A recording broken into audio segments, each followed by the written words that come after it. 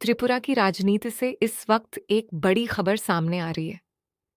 ADC चुनाव के बाद ही वीसी चुनाव कराने की तैयारी की बात सामने आई है। मुख्यमंत्री माणिक साहा ने जानकारी दी है कि इस मामले में सरकार जल्द ही सुप्रीम कोर्ट ऑफ इंडिया में एक एफिडेविट दाखिल करेगी। सरकार का कहना है कि एडीसी चुनाव के बाद वीसी चुनाव को लेकर आगे की प्रक्रिया शुरू की जाएगी। आइए अब सीधे सुनते हैं मुख्यमंत्री का बयान। समस्या नेই একসাথে করার, কিন্তু তার যে কতগুলো টেকনিক্যাল প্রবলেম আছে তার জন্য সময় লাগবে। কিন্তু আমরা চাই এডিসি আগে হোক, কিন্তু বিসি পরে হোক, এবং আলটিমেটলি আলাদাভাবেই কিন্তু সুপ্রিম কোর্ট থেকে সেই এবং কবে হবে তার জন্য একটা আমাদের একটা এফিডেভিট দিতে হবে। আমরা রাজি আছি, हम जीत गए, हम लोग जीत गए। अरे क्या जीत गया भाई, मैं भी तो सुनूं, क्या जीत गया? हम लोग बीसी जीत गया। तो हम बोला, अरे कहाँ से बीसी जीत गया?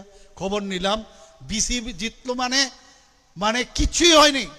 একটা ডেট ফিক্স করেছে, সেই ডেটের উপরেই চারিদিকে ফোন করে দিচ্ছে हम लोग जीत गया, बीसी जीत गया। पूरा सभी जगह जाओ, जाके बोलो बीसी में हम लोग बीसी जीत गया, जीत गया, जीत गया। यही तो अवस्था। एक एक बार মিথ্যা কিভাবে এই গোয়েবলসে কাদায় সিপিএম থেকে শেখা। সিপিএম এখানে রাজত্ব করেছে, কংগ্রেসও একই রাজত্ব করেছে।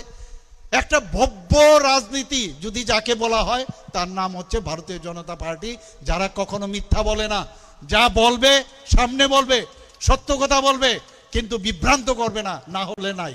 আপনারা সবাই দেখেছেন পরবর্তী সময়ে একটা ডেট দিয়েছে। সেই ডেটে কি বলেছে?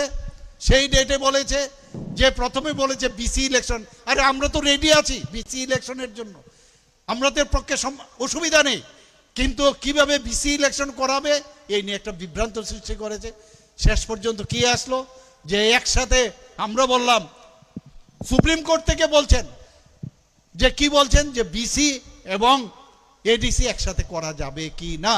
আমরা বললাম আমাদের সমস্যা নেই, আমাদের সমস্যা নেই একসাথে করার, কিন্তু তার যে কতগুলো টেকনিক্যাল প্রবলেম আছে তার জন্য সময় লাগবে। কিন্তু আমরা চাই এডিসি আগে হোক, কিন্তু বিসি পরে হোক, এবং আলটিমেটলি আলাদাভাবেই কিন্তু সুপ্রিম কোর্ট থেকে সেই এবং কবে হবে তার জন্য একটা আমাদের একটা এফিডেভিট দিতে হবে। আমরা রাজি আছি, কিন্তু এটাকে নিয়ে বিভ্রান্ত করে নানাভাবে একটা দেখাচ্ছে যে এমন সব করেছে। সুপ্রিম কোর্টের যিনি চিফ জাস্টিস আছেন এরকম দেখাচ্ছেন যে খুব করে সরকারকে বকেছেন, আসলে কাজের বেলায় অষ্টরম বা কিছুই হয়নি। সেখানে একদম আমাদের সরকার সত্যিকারের অর্থেই যে কাজ করছে এবং জনজাতিদের উন্নয়নের জন্য কাজ করছে, সেটা কিন্তু আজকে প্রতিষ্ঠিত।